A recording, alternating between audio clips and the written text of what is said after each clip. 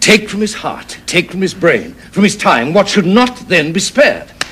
He's already traduced for levity, and 'tis said in Rome that Photinus and Eunuch and your maids manage this war. Sink Rome and their tongues rot that speak against us. A charge we bear i' the war, and as the president of my kingdom will appear therefore a man. Speak not against it, I will not stay behind. Nay, I have done. Here comes the emperor.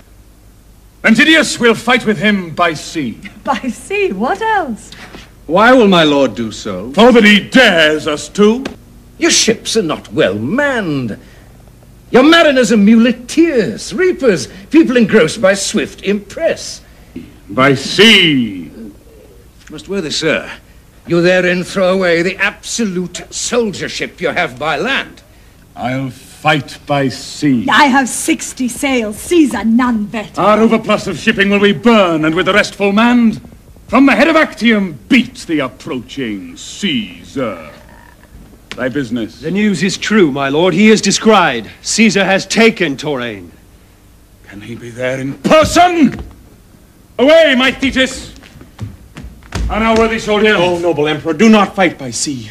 Trust not to rotten planks. Let the Egyptians and the Phoenicians go a-ducking. We had used to conquer standing on the earth and fighting foot to foot. Well, well. Away! By Hercules, I think I am in the right.